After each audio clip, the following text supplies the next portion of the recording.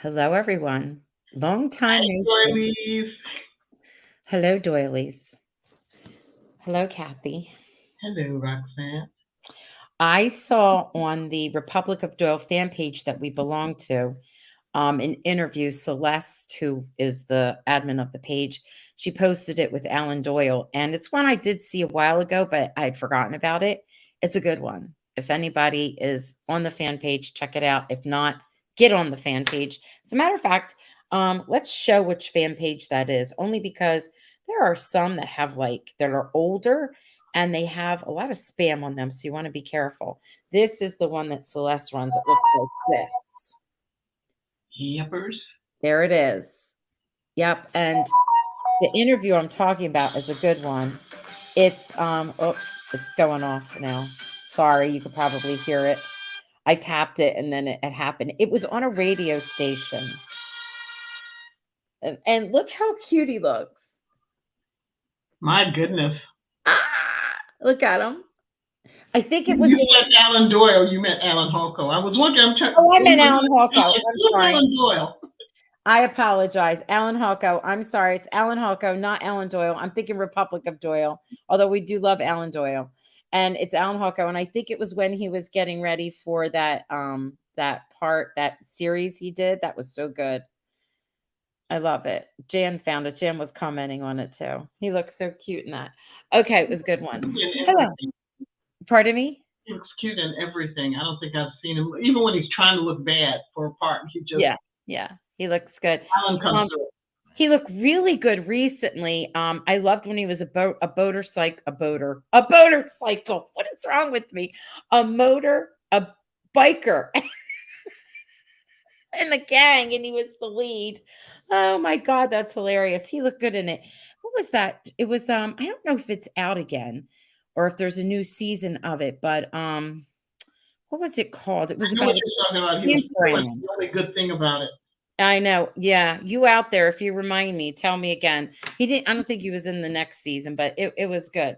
Okay. Did you know there were 5 GTOs? Yes. 3 drivable, 1 for parts, and 1 if they needed to blow it up. Yes, I did. Moonshine. Thank you, Bonnie. And yes, we did. I did know that because I learned that from all the interviews we were watching. Yes. I do. If I was 30 years younger, I'd buy. Do they still make GTOs? I don't know anymore. But I'd buy one if I was still a young person. I think it's a young person's car. Is it? Okay. All right. So here we are with episode 7. And Kathy and I were saying this is not an episode. This might be my least favorite episode of the season. It is.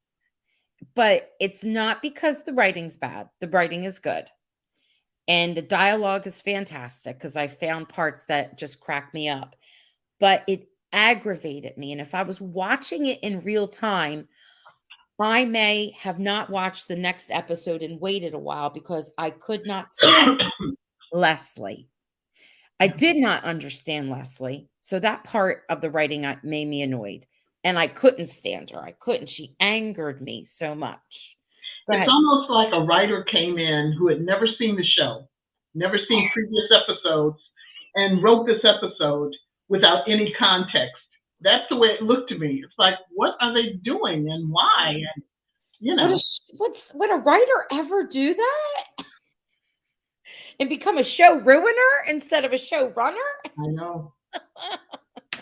So it's one of those, every season there's certain things they repeat, certain characters, and they have one episode dedicated to it. And then also a certain style of an episode. And this was a certain style of the episode. I don't have a lot of these, but I like to show them off right away. This is the episode opening, and they're already running through the woods and they're arguing, and it was hilarious. And the father's like saying, all I see is someone who's slow and can't keep up with me, but saying it in their typical Mal and Jake, I'm sorry, I almost choked when I was talking on Mal and Jake way. And one of the things that cracked me up is they get to the part where they come where there's a fence and it says it's electric. And he's like, "Do you really think it is?" And Mal's explaining why he put it up, and the guy on the property was getting paranoid and all this. He takes Jake's hand and puts it on there, and it electrocutes him. And he's like, "Well," he goes, "Well, I needed to know." It was just, oh my God.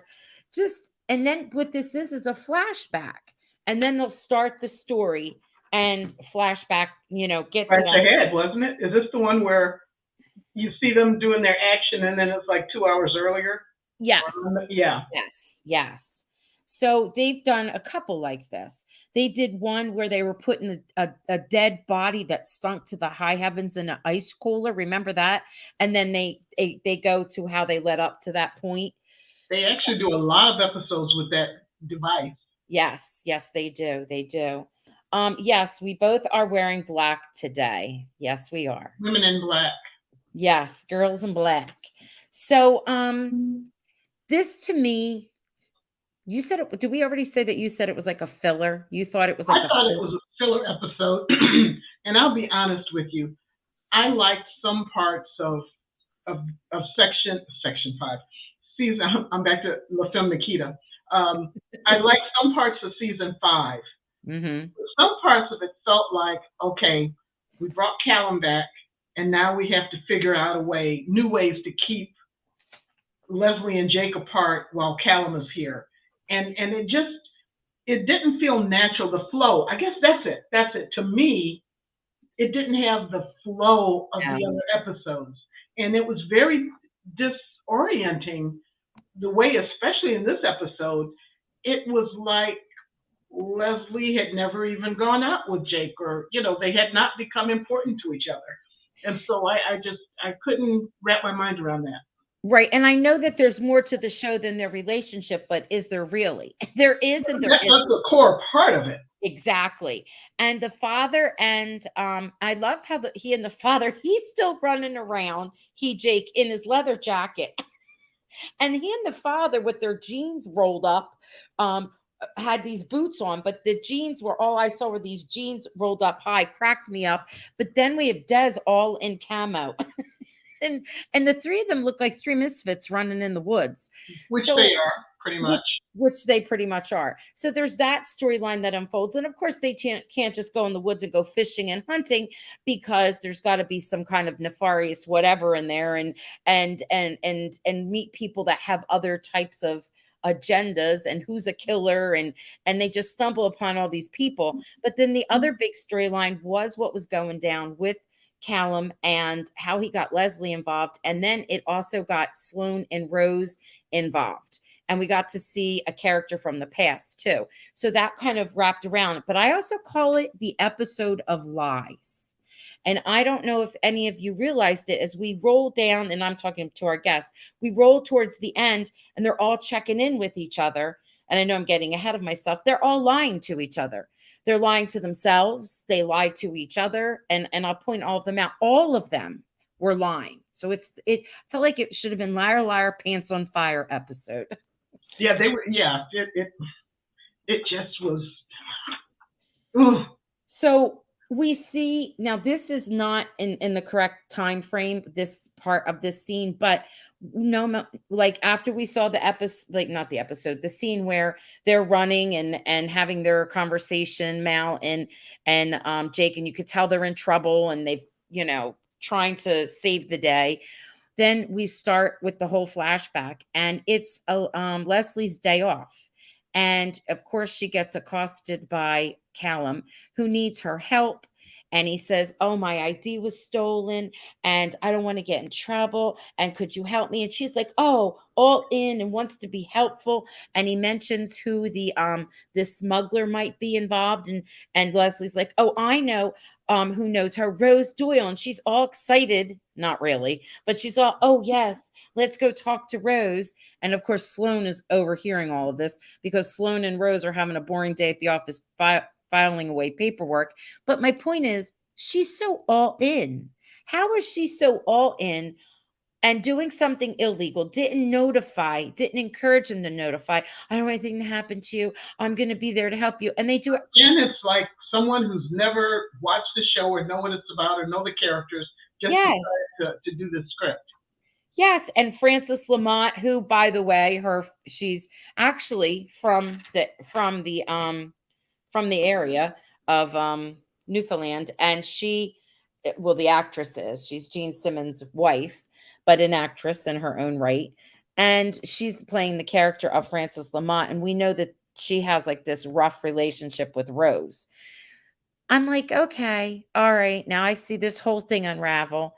And I don't know. I just didn't like the way Leslie was all in and ready to do whatever. This is Callum, the actor now, and this is his present photo. And I wanted to show it because I watched Riverdale, except for the last season. It got on my nerves, so I stopped. And I didn't connect. I don't know what made me connect. It was the other day watching a show called Tracker. This actor was in it. And I'm like, wait a minute. This is Callum because I could hear it in his voice.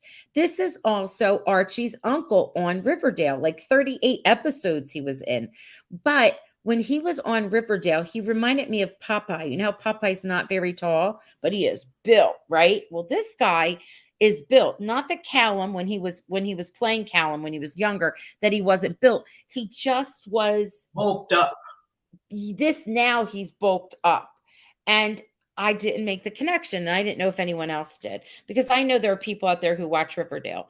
But he's that's Callum. And I'm like, oh, if we ever had to do when they made a movie for us, I hope they leave out Callum though. I don't want to see him. I wouldn't mind hearing a mention of him. Yeah, I heard Callum, got busted again, and he's, doing a stretch in Her Majesty's. Yes, yes. So now there were some things that just made me laugh out loud in this, and the dialogue is one of them. But this scene here is when Jake has gone to like try to figure out what's on the back of that flatbed, and he notices there's some blood, and they're watching out for him. And then they see this other guy sneaking up, and he's like, "Oh, don't worry, Des. Jake Jake sees him. sees him, right, right, right." So then he's like, "Oh, I'll distract him," and he tries to make a duck call, and Mal just throws him down, and he throws the rock and distracts, but he never like his character never breaks a sweat. He just does stuff and then just like kind of keeps that face and keeps on going. And then this is also where he's like, well, I want to tell you, and he's using all these big words. What was it that he said? He says something like, wait a minute. Oh, where is it? It has subsequent implications and serious ramifications. And he's like, it makes it sound like he's trying to leave. I got to spread my wings. What he was trying to do is tell him Mal about him and Timmy. Yep. Yep. And it doesn't happen. And then it's not till way later in the end where Mal says, weren't you trying to tell me something? Oh, no, no, no. He goes, yeah, you're moving out. You always got a place with us. He goes, I'm moving out. Okay. Like at that point, Tinny has talked to him on the phone when everything is done. And she says, oh, how'd you do? Oh, I caught a lot of fish and, they were all lying to each other. When Sloane talks to Rose, she lies to her about whatever. I mean, they lied to each other. Even the dad at the end, Mal says to him, how are you feeling? And to Jake, and Jake's like, well, she made her choice. I'm fine. He's lying. It was like everybody. They lied about fishing. The men didn't tell the women what they were doing. The women didn't say that they got caught up with Francis again and were in the police station. It's like there was one honest statement, and that was one of my favorite lines. One of the only lines I really, really liked in this episode was when Leslie just blasé comes over to Rose's and looks for some help. And it's like, you've destroyed her stepson. Where do you get your nerve to just stroll over like nothing's wrong? But Sloane told her, what is it? How did she put it? It's been a while since, I haven't seen you since you tore out Jake's heart and fed it to him. And Rose is like, okay, that's enough. You can go. And I'm like, no, let her have her, let her let loose on Leslie because she deserved it. She didn't show nearly enough pain at Jake's pain, after they had their last conversation. I wanted to see a little more out of her. Totally out of character. That's it. She was not acting in character. Mm-mm. I agree. And the other thing that I love that they did keep the Des in character by all his stumbling over his words. And then of course he's loving Tinny, thinking he's going to have to move out of the house because he's going to announce they're having a relationship. But still, he finds a woman in the woods and he thinks, oh, how he's always attracted to the ladies. Look at them. Look at them sitting on the bunk bed together. And then she later on gives him a tea and drugs him. He's so stupid. He can't win. No, no. Okay, now this is the end where it all comes together. They manage to get the smuggled warfare and save the day, Callum and Leslie, with the help of, Frances, because she doesn't want to get in trouble. But Frances says to Sloane, I don't know what you're up to, but be careful because Rose can smell it like a griff from a mile away. And she did not lie. She didn't. And Rose came up and go, what are you talking about? Oh, no, nothing. Like all, and she looks at her like, right, right, right. And then that's when it goes into seeing Callum and Leslie together, and she's, touching his face and clean him up. He goes, oh, I like this, and I don't want anything to happen to you, and you're just so important to me, and he goes, I'm not the same man, and they're kissing, and then they're kissing and kissing, and it ends zeroing it. I'm like, ew. Yeah. And I tried to rationalize it by saying what Leslie has done is mentally she's regressed to being that naive girl she was when she was with Callum. Because if you recall, I think everybody here has seen the whole series more than once. Mm-hmm. But if you recall when they have their last scene together, she says as much, I was that naive girl who believed everything you said. But she said something, as she said, one thing you never counted on. What was it that I never bought all your, I always knew when you were lying, something she said. Yes. And I try to connect that to now you don't recognize when he's scamming you. I mean, I don't know, but I think she went back to a place when she was happy with Callum mentally. So maybe she couldn't deal with the pain of breaking up with Jake, and that's why she has buried it. And went all in. That's the kindest way I can try to look at it and not just hate her character. I know, but she would always give Jake a hard time. Like, you have to do things the right way. You have to do this. You have to do that. And Jake was always doing it for the good of someone else, not himself. He was trying to solve a case. This guy here was worried about his own butt, and it was military. It could have hurt many people. And someone stole my identity. And she was there to go save the day and run around and do it illegally. And she said she was happy to do it. I'm like, but if you look at it the other way, who are you? She cared enough about Jake to make sure that he was not putting himself in danger. I try to just flip it and try to see the best case scenario. And, we all know her feelings for Jake were deeper, and so maybe she cared more about Jake, and she cared more about his future and what he was doing, and how he was staying out of trouble. She never got, until the very end, she never got that mad at Callum. You remember she was always, okay, thanks for the coffee, but the next time knock or call before you come over. She was always very calm with him. With Jake, she was always passionate and, yelling at him about one thing or another. So I guess I'm talking myself into, okay, Leslie was not really that far gone. She was more reserved with Callum for sure. I know, but it just disgusts me because I don't know. And he's like, here's Jake. Like, the father said, are you okay? And Jake's like, she made her decision.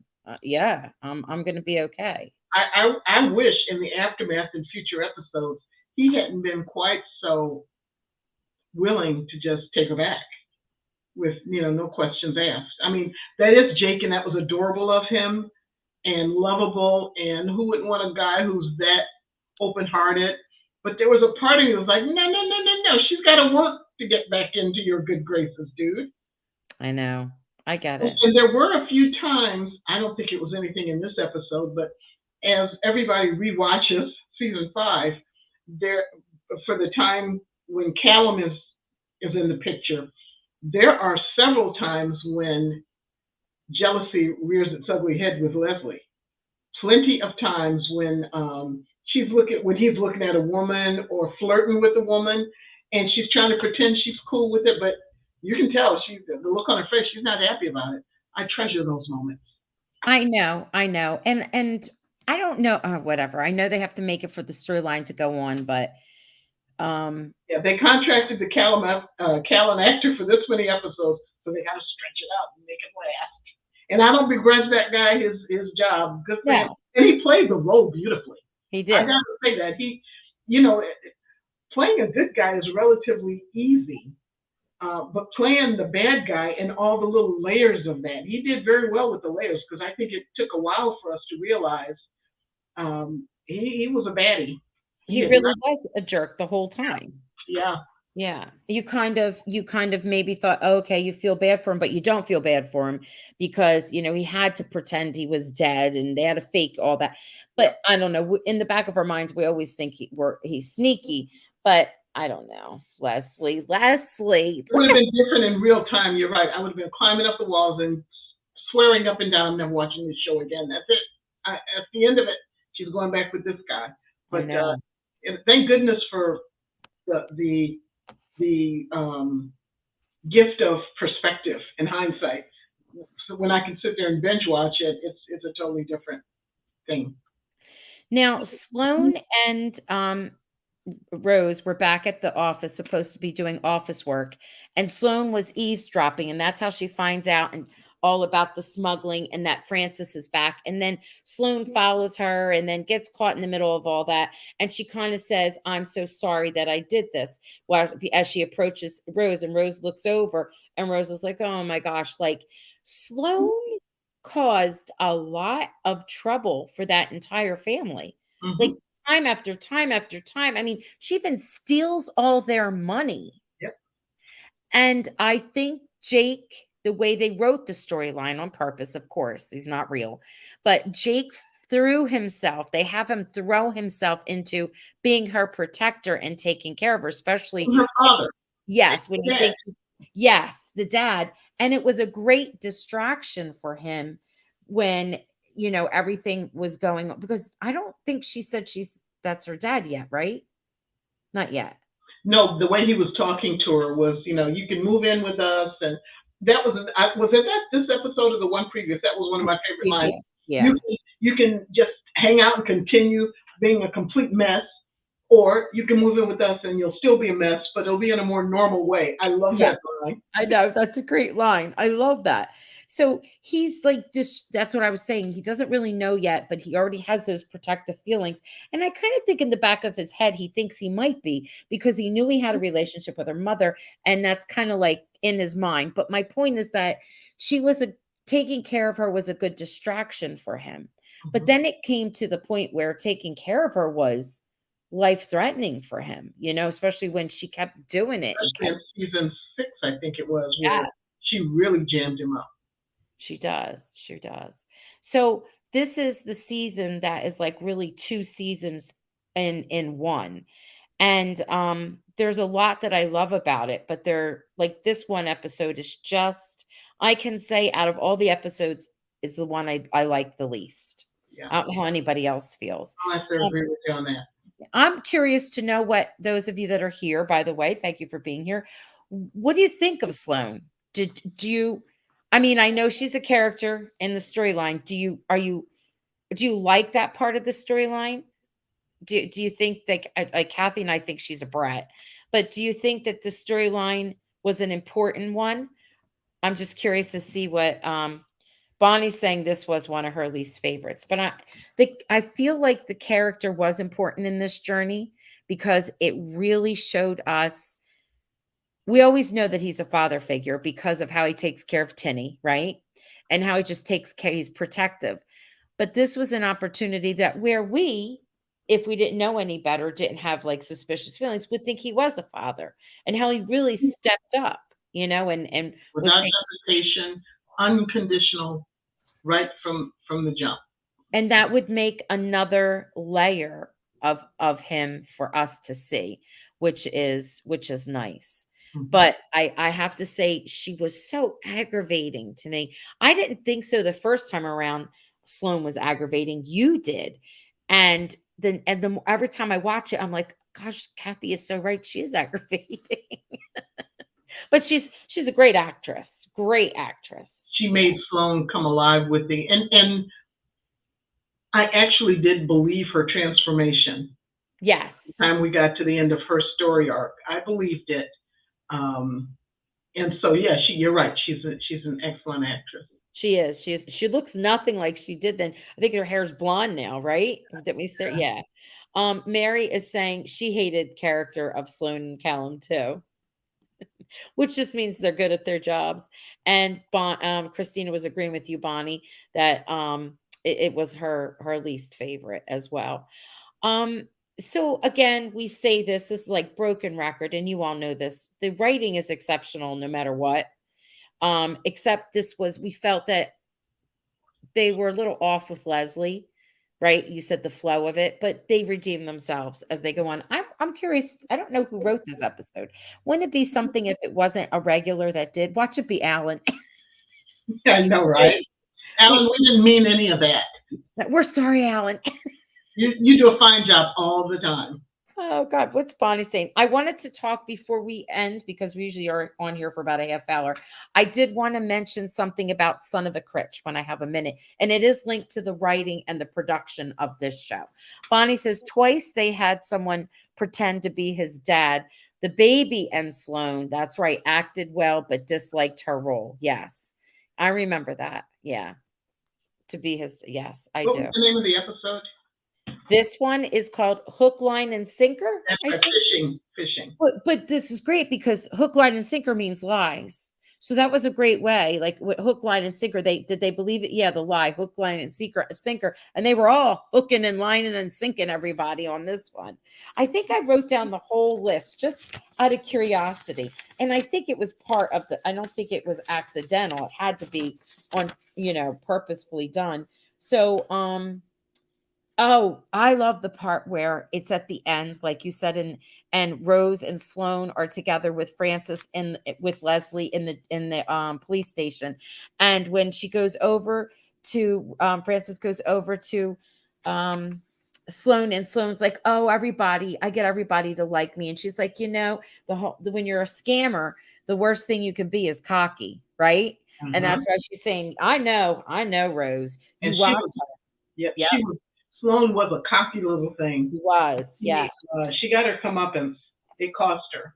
Right. So now Sloane talks to Rose and lies to Rose. Rose was on the phone with Mal, and they're saying, how'd everything go over there? Oh, it was just a boring old day. So Rose lies back, and then you've got Des lying to Tinny on the phone, saying, "Oh yeah, we caught some fish here and there."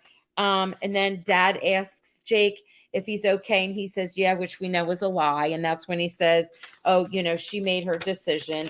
And I'm like, geez, everybody got liar, pants on fire going on here. All right. Are you looking up who was the writer of the episode? Mm-hmm. So we know that the production is Take a Shot Productions, which is Alan Hawko, and he has a team. And they are also currently producing Son of a Critch. If you have not seen Son of a Critch on the CW, right? Do I have it on the CW? Yes. Mm-hmm. You must catch it. And I think there's 3 seasons now. You could get them all. You'll be hooked in the first 5 minutes of the first episode. Trust me on that. It's so good. Like I tell you, sometimes I cry or laugh out loud. The whole thing in the episode. But what the last episode ripped my heart out. Oh my God, my heart was ripped out in it. But here's what I wanted to say. Mark Critch is writing this from his memoirs, is writing the most of what's going on in the episodes, but it is still Alan Halko's production. And Mark Critch was he's a character and part of Republic of Doyle. So this show, Son of a Critch, I think has been nominated for 7 different awards for the Canadian award show. Yes, 7 different awards. awards. Oh, Mary, you were bawling at the end. Were you crying at you? Not of this series, right? Because I was crying at the end of this series. But Mary, for Son of a Critch, I think that's what you're saying. Oh my gosh. Mary, Mary, Mary, you're watching Son of a Critch. Thank you. It is just, isn't it good? Oh my gosh, it's so good. I'm following it too. Yes, Mary. I know we don't want to give it away. The brothers. Oh, Son of a Critch. Let's see. They have the official page. Yes, Son of a Critch nominated for 7 Canadian Screen Awards, including Best Comedy Series. It straight up is excellent. It's excellent writing, excellent production. Everything about it is excellent. Um, Bonnie says she needs to go find the series and record it. Bonnie, you do. It's like a half-hour show, I think. It's really, really, and Mary, you're right. They do deserve to win all 7. I'm in agreement with you. It says, what an exciting morning.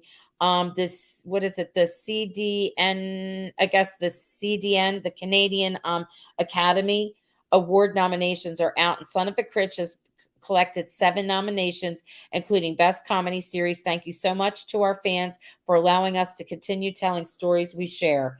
And I'm like, you got it. It's a Canadian Screen Award. That's what it is. So good. So good. So good. Let's see. Do you like it though? I do. I look forward to it. Oh my God. Critch, I'm so sorry, all. What happened? Oh God. Mary, don't be sorry. Oh my gosh. Just what? Well, he was. I mean, like, can I put it up on our screen or no? Wait, oh my God, look in the comments. That's so hilarious. I love it. Oh, I think I did put it up and didn't catch what you wrote, but it's so cute. I love it. That's an honest mistake. Oh gosh, we can end on that laugh. That was great. All right, you're still looking and you can't find out who wrote It looks that? like someone named Bonnie Fairweather. Oh, well, she was Fairweather, okay? Did she write any of the other episodes? We're gonna have to go investigate. Yeah, I'm gonna have to check that out. I haven't. I can't see it immediately. We love you, Bonnie. Whoever you are, Bonnie. We're not cutting on you. We're just saying you did too good of a job because you made us not like Leslie for a little bit. But we get it. We get it. Yeah, she had to get back in my good graces, actually. And that's okay. All right, folks. I guess we're wrapping it up. We are trying to keep it to the every other Thursday, but things happen in my life that I'm like, okay, I can't. And it happens, but we're coming back. We've got some other plans for some other things. But I have to say the next episode I like 5-8. I like them all, but I'm glad that we're starting to get closer to the part where the true Callum comes out, you know? Okay, she wrote Hook, Line, and Sinker. Mm-hmm. Gun for Hire. Okay. And I think there's a third one, but I'm not seeing it. Okay, so it wasn't oh no, that's the story editor. Hook, Line, Sinker, Gun for Hire. Oh, Retribution. That's a good one. Mm-hmm. Okay, so all right. She was just doing her thing. Like we said, we didn't watch in real time. And you know what? It can't be easy to come in, even if you know the whole history of everything, and they say, okay, here's the concept. And the concept is, you know, he's out, the old husband is in, make it work, you know? Yeah. You gotta take some liberties. So no offense, Bonnie. All right. Thank you, everyone. You're the greatest. We love you. And enjoy Son of a Crotch.